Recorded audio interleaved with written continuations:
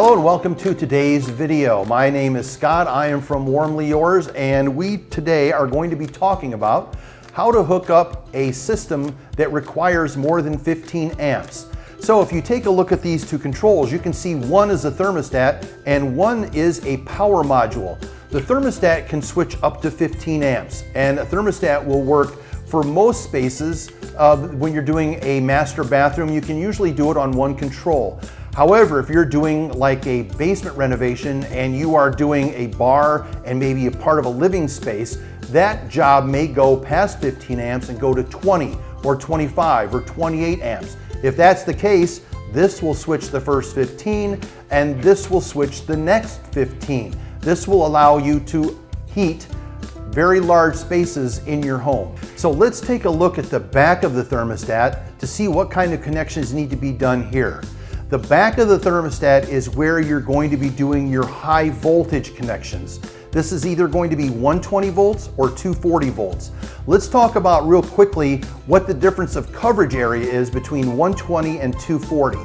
With 120 available power being sent to the thermostat, this thermostat could switch up to about 120 square feet.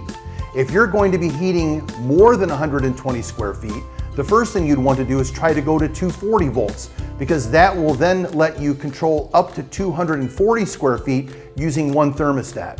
So if you are going beyond the 240 square feet, if you need to heat 300 square feet, if you need to heat 400 square feet, that's where you're going to need a thermostat and a power module. So let's go ahead and take a look at this cover that's on the back. This cover is very important because it helps protect the connections from the ground hitting it when you're stuffing a lot of stuff in a little box. So please save this, do not throw it away. So let's take a look at the wires, first of all, in our mock-up. Normally you'd be doing this in a wall, in a box inside of a wall, but to make things clear, to make it easier to see, we're doing it like this on a tabletop. So let's take a look at this wire here. The black wire is the wire that's coming up from the floor. If you notice, you have a yellow and a black wire. And if this were 120, you'd need to pay attention to not this wire, but the wire underneath. Let's go ahead and talk about this wire. This wire, as we can see, is some Romex wire, which represents the wire in your wall, coming up from your circuit breaker. If we take a look at this, you can see there's a white and a black. That normally indicates that it's a 120 volt system. So this would be the neutral, this would be the line. With the wire from the floor, we don't need to worry about polarity. There is no polarity in the mat in the floor. We get that question all the time. Do I need to make sure that this wire is any certain way on the thermostat? And the answer to that is no. There is no polarity on this wire. However, the wire coming from the circuit breaker does require you to respect the polarity. If this were 240, this would be a hot and a hot.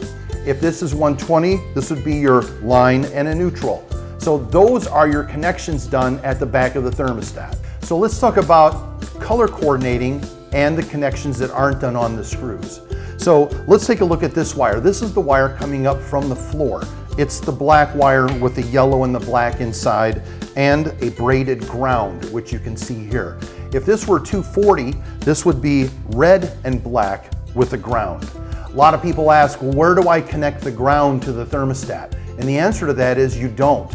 You hook the ground from the floor up to the ground coming from the circuit breaker. It does not get attached to the thermostat. Your connection is free of the thermostat. Your ground gets attached to the house ground with a wire nut. So now we can see the connections at the back of the thermostat and the back of the power module. These two connect exactly the same. That's how you do your high voltage wiring. Now, if you're doing a large installation, this thermostat should be on its own dedicated line, and this power module should be on its own dedicated line. They should not share the circuit breaker. The circuit breaker should also be a non-GFCI circuit breaker, because the GFCI protection is included in the thermostat and the power module. And if you take a look real carefully, you'll notice that the base of each, they're exactly the same. So that's why they wire exactly the same. Let's talk about the blue and white connection that has to be done.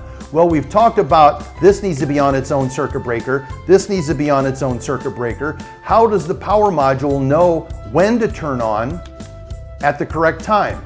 That is because it's told to turn on by the thermostat, and it's told to be turned on using the blue and the white wires. Those are the low voltage communication wires between the two. So let's take a look at the front of the controls and see what we need to do with the low voltage connection.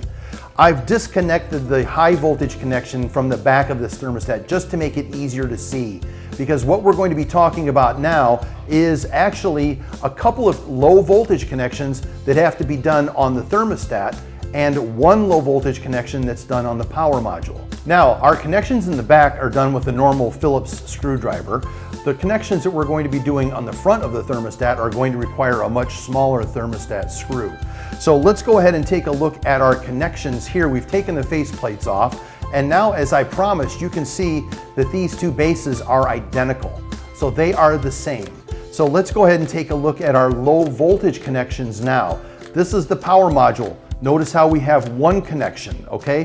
What we're going to do now is we're going to talk about the thermostat. The thermostat has two low voltage connections, one of them for the thermostat wire. And you may be asking yourself, where is the thermostat wire? The thermostat wire is in the same box as the thermostat. When you're doing your installation, do not forget to take the thermostat sensor out of the box and give it to the tile pro when they're putting the tile in, because this needs to go in at the same time the tile does. It can then be hooked up later to the thermostat. So make sure you take this out of the box, give it to the person doing your tile so it can get installed per our instruction manual. So now let's talk about our thermostat connection for our thermostat sensor. If we look on the wiring terminals here, we can see C and D on the terminals, and it says in and sensor. Those are the two that we want to hook the sensor into. The sensor has two little wires, and there is no polarity in that wire. It doesn't matter which one goes in C, and it doesn't matter which one goes in D, just as long as they're both in. So there is our thermostat connection for our thermostat sensor. Notice on this power module, the power module does not get a thermostat input. Now that we've talked about the sensor connection, let's talk about this connection here on A and B. A and B is the low voltage connection that runs to the power module, and that's how the thermostat turns the power module on and off. If you do not get this connection correct, when the unit is asking for heat or calling for heat, it'll actually turn the power module off if the polarity is reversed. So you'll know right away if you've installed this wire incorrectly, because when the thermostat turns on, this will turn off. When the thermostat turns off, this one will turn on. This is the connection you really have to worry about your polarity. So let's take a look at the wires that we've attached here, and it's very important that you get the polarity correct. So if we take a look here, we can see A and B. A needs to go to C on the power module. B needs to go to D on the power module. So it's very, very important that you get that polarity done correctly. So now we can see our low voltage connections on the thermostat, respecting the polarity of the blue and the white wires, and there is no polarity of the sensor wire. So it's very, very important when you do this installation that these low voltage wires do not get put in the same conduit as the high voltage wires coming from the circuit breaker or running down to the floor. It's very, very important that your thermostat sensor wire is not installed in the same conduit as the leads running from the floor up to the thermostat, because it will obliterate the low voltage signal, and it may be against your local electrical code to put a low voltage wire in the same conduit as a high voltage wire. So that's how your low voltage connections are done on the front of the thermostat. If you respect the polarity of the blue and the white wires, you should have a problem-free installation. So thanks for watching our video on how to install a power module and thermostat combination on jobs requiring more than 15 amps.